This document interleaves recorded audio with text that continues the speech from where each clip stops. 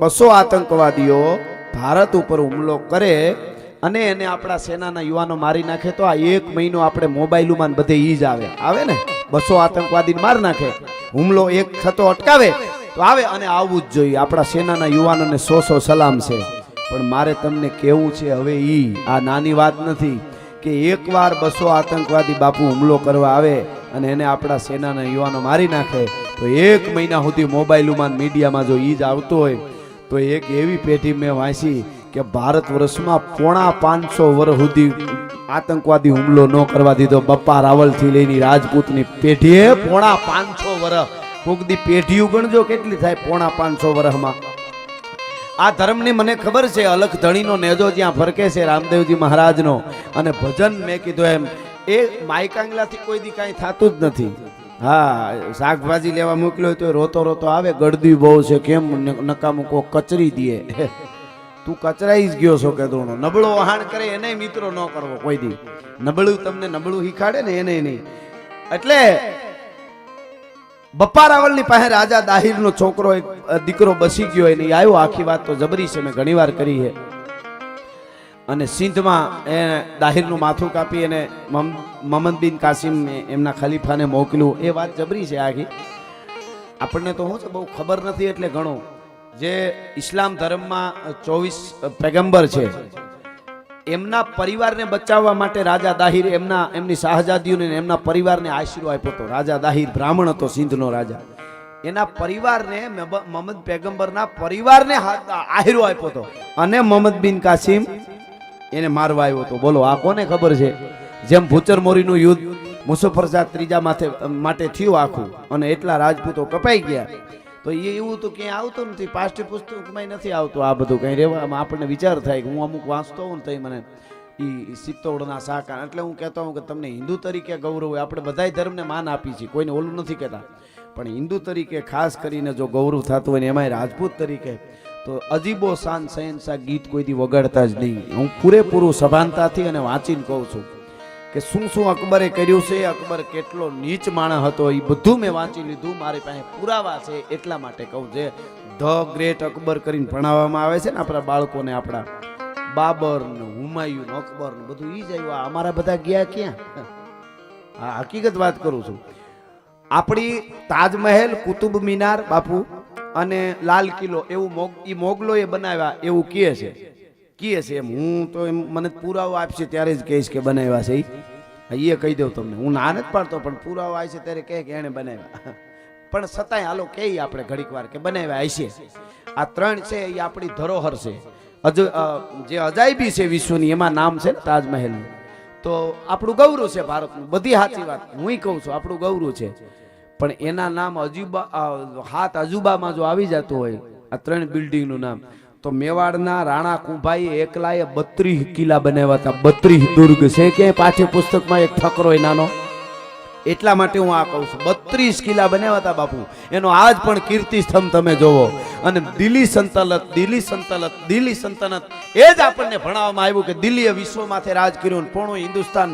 આ તો અમે આનંદ હારું ગાઈ. હવે નકર મેં પૂર્ણ રીતે વાંચી લીધું. 75 પાઘડી જે હું ગાઉં છું ગીત મજા આવે. હવે આનંદ માટે ગાય પણ હકીકતમાં 75 પાઘડી નમે એ નથી. એ બધું મેં જોઈ લીધું. ગાતો તો હું જ. અને સારી વાત ને આપણે વડીલો પાસેથી બધા સાંભળ્યું પૂર્ણ હિન્દુસ્તાનનો બાદશાહ અકબર. પૂર્ણ કાંઈ નહીં, રાજપૂતોને હામામાં બધાડે કર્યો એટલે બધું ટુકડે ટુકડે હતું અને પોતે રાજ કર્યા કર્યું, મોજ કર્યા કર્યું. હા, બાકી ઘણું બધું જોધાભાઈ જે વાત આવતી રાજપૂતોએ પરણાવીને રાઠોડો અને કસવાહાઓએ તે જે યુદ્ધ કર્યું છે. કારણ કે મેવાડ છે ને, મેવાડ એ પહાડનો આખો પ્રદેશ છે. એટલે એ ગોરીલા યુદ્ધ કરી છે કે બધું આ થોડુંક હું આવો ડાયરો છે એટલે કહું છું. નકર સાચું ઘી છે પચે નહીં મને ખબર છે, પણ મારી ફરજ છે એટલા માટે હું કહું છું. અને બરાબર સભાનતાથી. અને એમાં પછી સિક્કો હોય, એમાં બીજું આવે જ નહીં. આમ હતું એટલે આમ જ હોય એમ. એટલે માટે કહું છું મેવાડ ગોરીલા યુદ્ધ કરી શકે બાપુ, લડી શકે, બધું કરી શકે. પણ ઓલો રેતાળ કસવાહાઓનો અને રાઠોડોનો પ્રદેશ આખો જે મારવાડનો છે એને તો બેલેન્સ જે રાખ્યું છે. એની આરે સંબંધ રાખતા જાય. એવો વખત આવે દીકરીઓ પરણાવવાનો. જોધાબાઈ પોર્ટુગીઝ ભૂરડી હતી અને દીકરી કઈ પરણાવ દીધી હતી. એ પાકા પુરાવા સાથે મેં વાંચ્યું છે એમ. હા, એ કહું છું એવું. એટલે એવું તો બહુ. પણ એમણે જે બેલેન્સ રાખ્યું છે એ તમે વાતું જવા દો. એમ એટલા મંદિરો એ વખતમાં બનાવ્યા અને કે તૂટવા નથી દીધા. એ રાઠોડોએ રાખ્યું છે, કછવાહોએ રાખ્યું છે. એ વધારે લાંબી વાત થાય એટલે હું નથી કહેતો, પણ એ છતાંય એને હાવ બધું આમ ઓલું કરી નાખ્યું છે. આપણે એને ઓલું કે ને બધું વીખી સૂકી નાખ્યું. એટલે પણ મારું કહેવાનું એ છે કે એટલા દુર્ગે એને બનાવ્યા રાણા કુંભાએ, તો ઈ નહીં. અને દિલ્હી સલ્તનત બાપુ એટલા જેટલા દિલ્હીના સુલતાનો થયા પછી લોધી હોય તોય ભલે, સુરી હોય તોય ભલે, ઘોરી હોય તોય ભલે, તુગલક હોય તોય ભલે, મોગલ હોય તોય ભલે, કોઈ દિલ્હીનો એકય બાદશાહ એવો નથી જેને રાણાઓએ 3 મહિના 6 મહિના જેલમાં ન પૂર્યો હોય. હું આમ પુરાવા સાથે કહું છું, 6 મહિના કોઈને 3 મહિના જેલમાં પૂર્યા છે, ભગાડી માર્યા છે. એ ક્યાંય નહીં. અને એક પણ રાણાને કોઈ દેખાડી દે કે એક દિવસ કોઈ મોગલક કે સુરી કે તુગલક કે ઘોરી કોઈ જેલમાં પૂર્યો છે. છતાંય દિલ્હી સલ્તનતનો પોણા હિન્દુસ્તાનનો બાદશાહ એવું છે નહીં આવે. હું આ પૂરું સાથે અમે ગાઈ મોજ માટે ગાઈ 75 પાઘડી નકર હતી 10-20 પાઘડી નહીં 10% ગણાય. પણ એક છે હામાં આપણે વાંધો હું પડતો તો ખબર, બીજો કોક આવીને આપણને નમાવી જાય એનો બહુ વાંધો નહીં, પણ મારો ભાઈ છે એને તો નો જ નમો. બસ ઈ થોડુંક નડ્યું છે, બીજું કાંઈ નડતું નથી.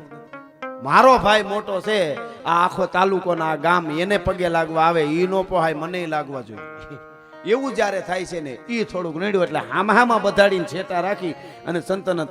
એટલે હું મારે હાડીરાણીની સરસ ફરમાઈશ બાજુ જવું છે, પણ મને આ બધા ઉભરા એવા બાપુ ઇતિહાસ કે ખાયું આગની જે હળગતી હોય આગની ખાયું, અને દુશ્મનના પાસે જવાય નહીં ને તો 500 રાજપૂતો ગડગડતી દોટ મૂકે, એમાં આગલા 100 ખાઈમાં પડી જાય અને 400 માથે થઈને વહી જાય. ભલા માણસ આવા મેં જોયા. અને પાણીપતના યુદ્ધમાં બાબરની સામે દાદા હાંગા એ જે લડતો હતો રાણો હાંગા, એ વખતે તોપુ પહેલી વાર આવી, તોપુ કઈ જોયેલી નહીં. અને એને 150 જેટલી તોપુ હતી. હામીને ખબર હતી કે આપણને હળગાવી દે બધાને, તોપુની સામે તો શું કરી. અને તે 150 રાજપૂતોએ બાપુ ગડગડતી દોટ મૂકી અને વાંચીને તોય મને કમકમાટી આવે કે ધર્મ માટે, મૂળ તો રાષ્ટ્ર માટે ને ધર્મ માટે ને. આ કેટલા લડ્યા અને હર હર મહાદેવ બસ નેજો આપણો હેઠો ન પડવો જોઈએ. એ 150 તોપુમાં હળિયું કાઢી અને રાજપૂતોએ તોપુના નાળસામાં માથા હાલવી દીધા અને તોપુ ખોટી કરી નાખી, એમને મરી ગયા, વીખી નાખ્યા માથાઓને અંદર નાખી. એવા કમકમાટી આવે. એટલે હું તો હાવ ભૂવો થઈ ગયો છું હમણાં. આ બધા ઓતાર આવે છે મને, હા એવા ઓતારો આવે છે. પણ તમે સમજો છો એની મને મજા છે. નકર કાંઈ લેલાડી લેલે કરે ને ગાયું પોતાનું ગાય એવું બીજાથી ન બોલાય. કુળવંતાથી કાગડા ક્યાં જઈને વાતો કરવી. એવડા ઉજળા ઇતિહાસો પડ્યા છે. અને એક ક્ષત્રિયાણીઓ એ રાજપૂતાણીઓ એને એમ થાય કે આમનમ ધર્મ એમનમ નથી બચ્યો મરો. એટલે હું તમને વાત એ કરતો હતો કે બપ્પા રાવળની પાસે ઈ બ્રાહ્મણ રાજા સિંધુ સભ્યતા આપણી જે છે ને જેમાંથી આપણે હિન્દુ કહેવાય છે, એ સિંધ આપણું મધ્યપ્રદેશ હતું. મધ્ય તો એ ભારત કેવડો હોય છે, હવે જે મધ્યપ્રદેશ અહીંયા છે પણ સિંધ મધ્ય કહેવાતો એટલે સિંધુ પ્રદેશ. તો એ ભારત કેવડો હોય છે. અને એ ભારત એટલે હું કહું છું મહાત્મા ગાંધીને મારા વંદન છે. મેં બહુ વાંચ્યા નથી પણ વંદન છે કે રાષ્ટ્રપતિ છે મહાત્મા ગાંધી. અને એમણે મહેનત કરી છે, એમણે દેશને આઝાદ કરવા માટે. આઝાદ તો લાખો યુવાનોએ લોહી રેડ્યા ત્યારે થયો છે, પણ મહાત્મા ગાંધીને મારા વંદન છે. મારે કાંઈ કહેવું નથી, પણ ભારત વર્ષનું કોઈ પેલો રાષ્ટ્રપતિ હોય, રાષ્ટ્રપિતા હોય ને તો બપ્પા રાવલ છે. એટલું તો હું કહીશ. બપ્પા રાવલ છે. શું કર્યું એ તમને કહું. હવે મહાત્મા ગાંધીએ દેશને આઝાદ કર્યો, એકલાય નથી કર્યો, બધાએ થઈને. પણ એ દેશને હજી 70-75 વર્ષ થયા છે આઝાદીને, બરોબર. કેટલા સુધી રહે ખબર નહીં, પછી સત્તાઓ કઈ બદલતી જાય. ભલે ભારતનું જ રહે, બીજા આવશે એવું નથી હું કહેતો.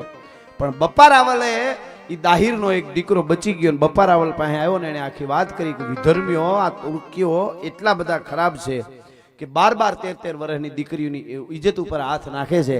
બપ્પા રાવલ ઘડીક માથું પકડીને બેસી ગયા કે આવું તો આપણા માનસમાં જ નહોતું. ભારતમાં એક રાજા બીજા રાજા ઉપર ચડાઈ કરે ને જીતી જાય, ટ્રાન્સફર ઓફ પાવર થાય, ખાલી આના પાસેથી આના પાસે રાજ જાય અને બસ બીજું એમને રે. કોઈ આમ જનતાને કોઈ હેરાન ન કરે. ઇજ્જતની તો કોઈ ખબર જ ન હોય, કોઈ ઇજ્જત લૂંટવાની કે એવી કાંઈ.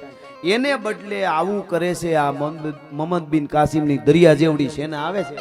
એ ખબર પડી અને ઊભો થયો બપ્પા રાવલ. એ વખતનું અખંડ ભારત આખું એક કર્યું અને દરિયા જેવી સેના તો અહીં પહોંચી ગઈ હતી, મેવાડે પૂગવા આવી હતી અને એની સામે યુદ્ધ કર્યું. અને મારતા મારતા મારતા મારતા મારતા ઈરાન સુધી મૂકી આવ્યા બપ્પા રાવલ, ઈરાન સુધી. અને ઈરાનમાં પોતાના ભત્રીજાની ગાદી થાપી બપ્પા રાવલે. અને પછી 100 કિલોમીટરને અંતરે ગાદીઓ થાપી, 100 કિલોમીટરે રાજપૂતોને બેહાર્યા. ઈ ચોકીઓ 712 માં બેહારી હતી રાજપૂતોની ચોકીઓ. ઈ 1192 વર્ષ ગણી લેજો અને કેટલી પેઢીઓ થાય ઈ ગણજો. ત્યાં સુધી દરેક હાથના રાજપૂતોની ઈ ચોકીઓ બેહારી હતી. બસ આક્રમણ, વિદેશી આક્રમણ આવ્યું, મરો મારો. વિદેશી આક્રમણ આવ્યું ભારત ઉપર, મરો મારો, મરો મારો. પેઢીઓ કેટલી થાય એને પરિવાર નહીં હોય, એને ઘરના બાયું નહીં કહેતા હોય હાલો પિકનિકમાં જાય, એન્જોય કરવા જાય, છોકરાને લઈને ફરવા નહીં કોઈ કહેતું હોય. કપાવું કપાવું કપાવું, બીજી વાત જ નહીં. વિચાર તો કરો. અને દરેક માટે જો હિન્દુ તરીકે, ભારતીય તરીકે ગૌરવ લેતા હોય બધાને લાગુ પડે કે આને નમવું જોઈએ. સવારમાં આનું નામ લઈને તોય કાળિયો ઠાકર રાજી થાય, પેઢીઓ સુધરી જાય ભલા માણસ. પછી કોઈને એમ લાગતું કે તો રાજપૂત આપણે શું તો એની પેઢીઓ, એને પાપ પેઢીઓ ન થઈ જાય એવું લાગશે, કારણ કે આને લોહી રેડ્યા છે. ઈ બપ્પા રાવલ એનું પાઠ્ય પુસ્તકમાં ક્યાંય નામ હોય તો મને દેખાડજો. અને બસ દિલ્હી સલ્તનત, બસ હામાં બધાડીને વૈશમાં રાજ કર્યું. અને એ દિલ્હી સલ્તનત એટલે કહેવાનો મારો અર્થ એ છે કે આપણે હવે યુવાનો બધા જાગ્યા છે અને આપણને ખબર છે કે આપણે આના ઉપર કોઈ એવું ગીત આવશે, કોઈ એવું, તો આપણે હવે સહન નહીં કરીએ.